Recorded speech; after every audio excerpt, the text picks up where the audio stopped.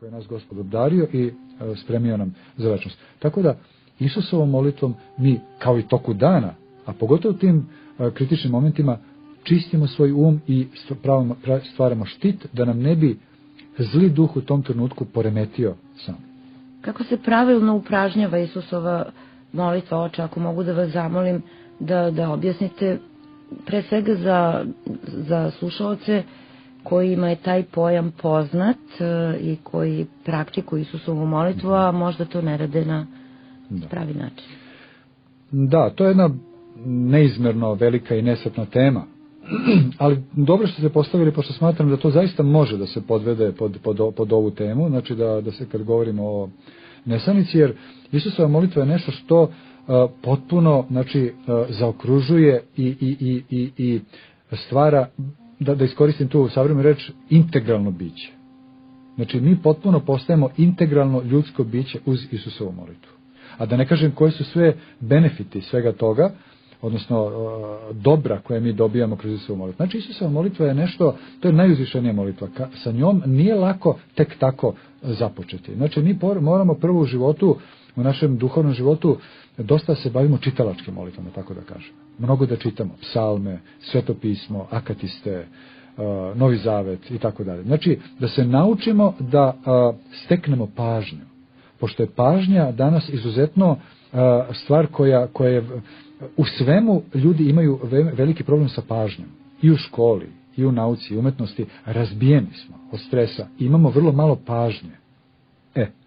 A pažnja je krunski pojam i krunska potreba u molitvi. Jer molitva koja je rasajana, ona nije molitva. To je neko lutanje, to je neko mučenje i takva molitva je zaista naporna i ne treba se ni baviti. Mislim, izvinjavam se, treba se baviti, ali ona nema tog efekta. Znači, treba se forsirati. Zato, sad to je individualno. Koliko kome treba, koliko ima moći, volje, duhovnog rukovoditelja, ali svako je pozvan da se trudi u toku dana da čita psalme, da čita Novi Zavet, da čita jutarnje večernje molitve, da čita akatiste i molebne kanone. I na taj način mi vežbamo svoj vežbamo svoj razum. Pre svega tu sad na površnom nivou mi vežbamo svoj intelekt da bi ga usredsredili na nešto. Jer čak i naučnici imaju intelektualne vežbe kako da usredsređuju svoj na problem. Jer imali su problem kući, pa ovo, pa ono, i onda sad on sprovodi jedno vreme vežbu dok ne pristupi svom problemu. A molitva je najdivnija, najuzvišenija vežba, čitanje tih svetih pisama, svetih tekstova, da bi polako sabrali svoj Naravno da je pažnja, ona prava pažnja u stvari Božji dar. I mi se uvek pred stupanjem u molitvu molimo Bogu da nam podari pažnju u molitvi. Naravno, to ne ide uvek lako, Bog zna kad će poslati, ali se mi trudimo. I kada posle izvesnog vremena, to je potpuno individualno, postignemo određenu moć, da možemo da steknemo pažnju, da začujemo tišinu, da okusimo onaj ukus mira, mirovanja i stihije, tišine u svome biću, mi onda polako možemo da se ozbiljnije bavimo Isusovom molitvom. A zaboravio sam da kažem da mi u okviru ovog svoga čitalačkog, oralnog molitvenog pravila obavezno moramo da imamo Isusovu molitvu da bi se polako učili, ali tiho, šapatom, poluglasa da se čujemo. Ali kad kažem Isusova molitva generalno, ja u principu mislim na umnu Isusovu molitvu, koja je, znači, najviši oblik. Pa postoji umno-srdačna Isusova molitva. Pa postoji blagodatna, samodelatna umno-srdačna molitva, pa postoji istupljenje, koja već više nije molitva, kada Gospod, ili kako se to zove na grčkom, ekstaza, mada je to malo reč koja je izgubila na neku ali to je istupljenje. Znači, kad Gospod u jednom trenutku vidi očišćenu dušu i oceni da u tom trenutku može da je uzme i da je nosi u nebeske predele, to se dešava jednom u ne znam koliko generacija apostolu Pavlu i drugim ljudima, ali je sve moguće. Isak Sirijski je jako pričao o tome. Znači, to se već više ne može zvati čak ni molitva, jer molitva je sve ono dokle mi aktivno imamo uticaj. Ovo je nešto što Gospod već čini. Znači, to je, i tada u tim trenucima čovjek već više nema ni kontrolu. On biva nošen, ali ne želi da prekine. On je samo zadivljen i prati gde je sve vođen i šta mu se sve pokazuje. Naravno, to su najviši stupnjevi o kojima mi ne trebamo, trebamo da razmišljamo kao nekoj zvezdi vodilji, kao nečemu šta je sve Gospod pripremio za ljudsko biće, kakve visine. A mi se tu gmižemo po ovoj planeti, misluši da ukoliko imam Starke ili Nike, da je to najveća sreća. Ali dobro. I kada dođemo do tog nivoa da smo već stekli određenu jednu tišinu i već jednu naviku, onda polako prelazimo na Isusovu molitvu koja je nešto najdivnije i koja toliko čisti intelekt, toliko iznosi sve naše moći koje mi posjedujemo, sve naše potencijale koji su ugrađene u naše biće. Isusova molitva, umna Isusova molitva je predivni filter za sve moguće nedoumice i mi nikad nismo sigurni da li treba ovo, da li treba ono i uvek tako lutamo. Kada se pogruzimo u Isusovu molitvu, sve nam se raščišćava. Primećujemo s kim treba da razgovaramo, s kim ne treba, u koju situaciju da uđemo, u koju ne. Znači to je jedan, prosto kao jedna nova kamera, kao jedan novi ekran u koji nam potpuno čisto pokazuje kako i šta. A što se tiče same tehnike Isusove molitve, postoje mnoge knjige koje treba da se svakako izučavaju, ali ja ću reći, znači nije to nikakav tabu. I uopšte moj misionarski rad je uglavnom između ostalog usmeren i na širenje informacije Isusove molitve. Znači, Isusova molitva kada se radi, ona treba da ima svoje određene uslove. Znači, treba da bude, da smo sami, tako da kažem, u nekom svom domu, u nekoj svojoj sobi. Zatim treba da bude prigušeno svetlo, ne treba da bude nikakvog zvuka. Treba da sednemo udobno, mada je najbolje stojeći. Jer, kao što sam rekao, molitva je nadbudno stanje. I zatim, ili ako ne možemo da stojimo, možemo da sednemo, ali da se ne naslanjamo na naslon. Znači da sedimo uspravno, kao ono što kaže kao u bontonu kad sedimo za trpezom, znači za nekim ručkom, znači uspravno, jer ćemo na taj način sačuvati budnost. Jer ako se udobno zavalimo negde, nas napada dremež. I sa dremežom se završava molitva. Tu nema razgovora. A samo hoću da kažem jednu stvar, da su ruski naučnici, da smo to pominjali u jednoj od ovih, mislim da jesmo, naravno, mislim, u fiziologiji, u psihijatriji je poznato da postoje tri stanja svesti. To je brzi san, spori san i budno stanje. Postoji i četvrto stanje koje je kao kvadriesencija, u stvari, a to je molitva. To je najuzvišenije stanje svesti, ono je nadbudno stanje svesti. Znači, postoji san koji se deli na brzi i spori, postoji budno stanje i postoji nadbudno stanje koje stvari molitva. To je ta neka vrhovna razbuđenost, koja je nešto predivno. Znači, mi tada ulazimo u potpuno novo stanje, novo postojanje, odlazimo u neku novu dimenziju. I Isusova molitva je to. Znači, kad smo obezbedili te mirne uslove, mi, moramo, spuštamo kapke. Znači, u tim trenucima se žmuri. I uzimamo brojanicu u ruke od 100 čvorića. Ona mala nije za to zgodna. Ona je ovako za svaki dan za autobus i tako dalje. Znači, monasi na Svetoj Gori imaju brojanice od 300 molitava. Ili imaju od 100, pa sa perlicama gde odbrojavaju stotine, pa i hiljade koje, naravno, uznapredova. I onda započinjemo. Prvo malo mirujemo. Znači, potpuno se ispraznimo. Nekoliko trenutaka. Ne dugo. I onda se pomolimo Gospodu da nam podari molitvu. Gospodu Isuse Hriste, podari molitvu grešnom sluzi Tvome i podari pažnju. I onda polako započinjemo.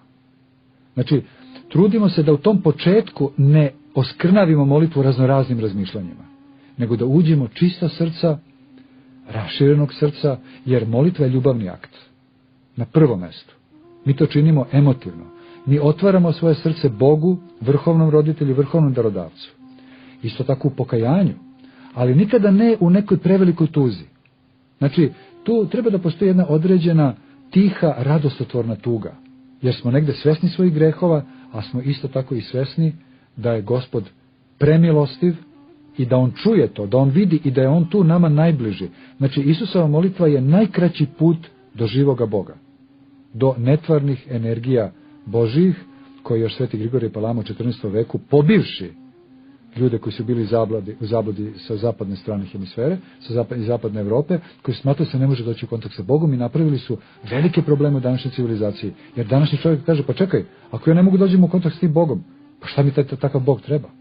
I strahote se dešavaju. Međutim, mi znamo da se sa živim Bogom može doći u kontakt ne sa njegovom suštinom. To je nikada dostupno, ali sa njegovim božanskim ljubavnim energijama. I mi na taj način u Isusovoj molitvi polako sebe otvaramo, Gospod se spušta i šta sve čovjek tu može doživjeti, to nije ni bitno. Znate, mi ne ulazimo u molitvu da bi se naslađivali, da bi se drogirali Bogom.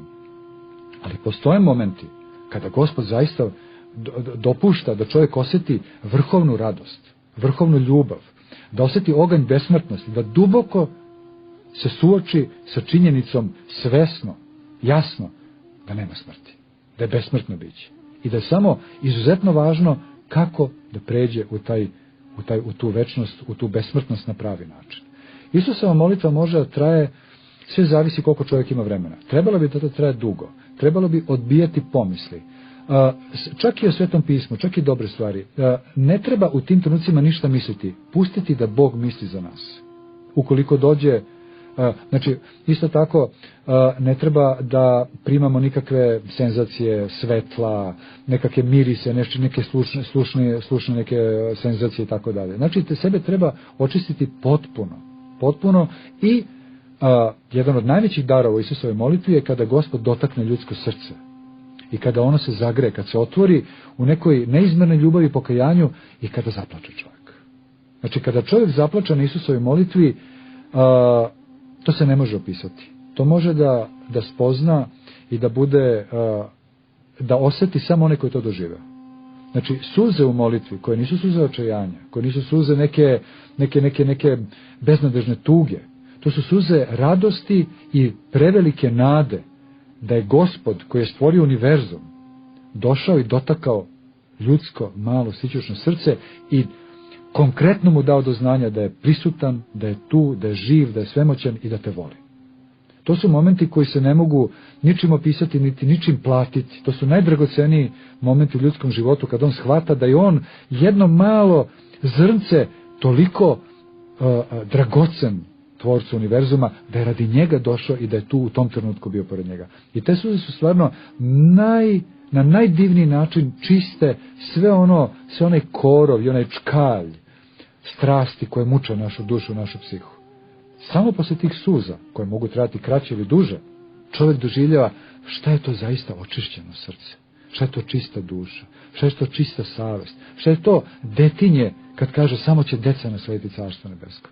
Mi se kroz te suze čistimo i postajemo kao mala deca. I to treba dragoceno čuvati. Kada u molitvi slučajno osjetimo malo taj drhtaj srca da osjeća tu nežnost i tu neku, da je moguće zaplakati. Nikako to ne trebamo gušiti. Trebamo dopustiti to. Ali nikada sebe ne uvoditi u neki nenormalan svetovni plač, da plačemo zbog ovoga, da se potresamo, znate, to na kraju krajeva u pravoj Isusovoj molitvi takav plač ne dolazi. Dolazi samo taj blagodatni plač i to je izuzetno važno. Znači, molitva uopšte Isusova kao takva je nešto dragoceno, predragoceno za čoveka i to zavisi od čoveka do čoveka. Ko je zaista osjetio taj ukus Boga u molitvi, on će po svojim očima sebe predati molitvi koliko god može. I kao ono što kažu ljudi u svetu, pa tako se izgovaraju, kaže, pa znate kako, oče, nemamo baš vremena za molitvu od obaveza, to na ovaj način može se pretvori potpuno suprotno, pa da čovjek sebi kaže, ja zaista više nemam vremena za obaveze od molitve. Kako da Isusovu molitvu praktikuju oni oče koji, na primjer, žive u malom stanu, sa više ukućene u porodici? Nije lako svakako. Sada, postoje dve varijante. Ukoliko taj čovjek ima razumevanje od svoje porodice, to neće biti toliki problem. Jednostavno povući će se u neki ćošak i reći, pustite me jedno pola sata sad. To je moje. Dozvolite mi. I taj ako ga neko voli, on će reći, izvoli. Ali ukoliko ima nerazumevanje, to je onda veliki problem. To je veliki problem jer mi ne smemo dozvoliti da nas bilo ko odvoji od Boga. I tu moramo vrlo ozbiljno da razmislimo i da napravimo vrlo ozbiljan plan i strategiju kako da ne dozvolimo da nam je ni rođena majka, ni rođena žena, ni rođeni muž, ni rođeno dete odvoji od Boga. Pogotovo ukoliko nam se desilo da smo okusili, bilo na nekoj liturgiji, bilo u nekom manastiru kad smo bili, ili nam se desilo Bog da taj doživljaj blagodati Božije. Tada, ja mislim da po svaku cenu čovjek mora se potrudi, ne po svaku cenu svađe sa svojima, ali da po svaku cenu makar otišao u kupatilo i zatvorio se na pola sata. Jer Bog ne gleda gde smo mi, ne gleda gde je naša utroba, on gleda gde je naše srce. Zato, znači, to je od situacije do situacije. Samo hoću da kažem da čovjek mora da se trudi da sebi organizuje neko određeno vreme, pa makar i izašao napolje u park ili otišao u neku svoju vikendicu na selo, jer to je izuzetno važno. Na taj način čovjek sebe potpuno preobražava. tek kada prođu godine, kada čovjek vidi, kad je prošlo 10, 15, 20 godina u Isusovoj molitvi, i kada prođe onu katarzu, ono očišćenje koje je vrlo bolno, i kada uđe u taj period oslobođenja koje mu je Isusova molitva pružila, on shvata koliko je bilo dragoceno sva njegova borba, sva njegove muke, sva njegova suočenja sa demonskim silama, jer čovjek koji počne da se bori, da se bavi Isusovom molitvom, on će u velika iskušenja doći. Ali to nikada ne treba da bude opravdanje. I takav čovjek koji sebe napoji, očisti i zasiti Bogom, on kao prvo neće imati nikakvih problema sa snom, kao drugo, njemu će san mnogo manje trebati. Jer kao što smo pominjali u nekim od naših emisija, molitva, ta vrsta molitve prava, ona odmara centralni nervni sistem mnogo više nego san. Tako da je poznato da monasi i ljudi koji se ozbiljno bave molitvom, njima jednostavno više ne treba mnogo sna. Oni to nadomeštaju molitvom, a recimo, eto, moram da se pozovem na mog drugog anđela čuvara, mog monaškog zaštitnika, svetog Arsenija Velikog. On je govorio, pazite ovo, monahu je dovoljno 1 sat spavanja. Sad, mi možemo da zamislimo kakvom to monahu, jer ja se tu nikako ne vidim kao monah. Naravno da je to mogu sveti Arsenij Veliki da kaže, koji je bio najveći među molitvenicima. Ja sam neizmjerno zahvalan svim nebesima što sam dobio to ime. Jer mene zaista uvek to najviše privlačilo, ta kontemplativna molitva, ta molitva kada čovjek, jer ja sam se nekad bavio i daleko istočnim meditacijama, mene uvek to poniranje u svoje biće privlačilo, jer sam znao da se tamo nalazi nešto veličanstveno, ali sam isto bio svestan da se tamo nalaze i mnogo raznorazne aveti i gmizavci zli koji nas muče u čovječanstvu, i sa njima se kad ta čovjek mora suočiti. I čovjek se u Isusovoj molitvi na najradikalniji način suočava sa tim svojim slabostima i sa tim svojim avetima koje ga prate od detinjstva pa do danas. I to može biti bespoštedna borba, ali vraćam se ponovo. Posle dugog niza godina, pazite, mi govorimo o vrhovnim darovima koji se ne mogu ovako dobiti. To nisu jeftini darovi. Znači mora se uložiti veliki broj godina. Onda jednoga dana, kada Gospod vidi, to ne znači pravo oboženje, niti pravo bestrašće. To je jedna vrsta početnog oslobođenja od onih osnovnih ljudskih strasti, kada se ljudska duša konačno smirila, kada se koliko toliko izlečila, kada više i sada od tog trenutka zapravo počinje pravo duhovno uzrastanje, dobijanje pravih darova, kada čovjek već može da pomaže čovječanstvu, kada više ne mora da bude u krvavoj borbi sa sobom i kada može da pomaže drugim ljudima. Po svetim ocima to je negdje između 15 i 20 godina. Tako. I to su predivni momenti kad čovjek osjeti oslobođenje. A zna da je to na prvom mjestu stekao Isusovom molitvom, i ja kao jedan jadni mali sićušni monahčić, kaluđerčić, koji ipak svoj život posvetio na prvom mjestu predivnoj i veličanstvenoj Isusovoj molitvi, mogu samo iz sveg srca da to predložim svima i da kažem da se niko ne plaši Isusove molitve. I da slučajno ne potpadne pod možda neka nerazumna tvrđenja određenih ljudi iz crkve da je to opasno, da se može poludeti, da se može pasti u prelest. Da, ali samo ako čovjek ima visoko mišljenje o sebi. Ukoliko smatra da je on sada iznad drugih za Boga, a to je ono osnovno smirenje koje mi učimo svuda. Znači, kao što moraš da budeš smiren i da shvataš da si samo jedan prosječan čovjek i da je sve u Bogu, tako je to isto i u Isusovoj molitvi. I ako tako idemo, ako mi jednostavno čak, razumeš, i ako sam ja čovjek sa sela i muzem krave, a imam visoko mišljenje o sebi, pa ja ću tu da poludim i završiti u nekoj neuropsihijatriji od nekog smirenog monaha koji se tiho moli Isusovom molitvom ili nekog čovjeka u svetu, razumete? Jer i Pajsije Svetogorac, čuveni naš, možemo slobodno reći prepodobni, mada nije zvanično još, on je govorio, kaže, ja sam poznavao i poznajem, kaže, domaćice po Grčkoj, koji imaju viši stepen Isusove molitve od mnogih monaha koji sam upoznao na Svetoj Gori. Oh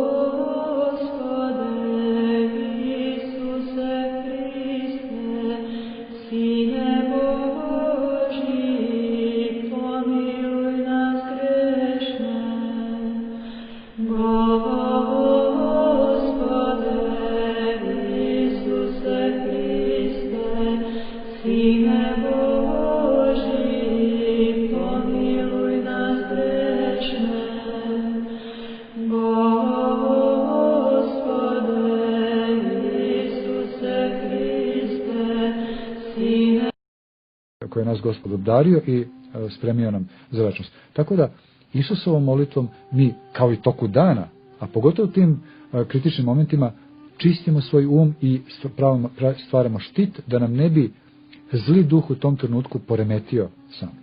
Kako se pravilno upražnjava Isusova molitva, Oče, ako mogu da vas zamolim da objasnite pre svega za slušaoce kojima je taj pojam poznat i koji praktikuju Isusovu molitvu, a možda to ne rade na pravi način.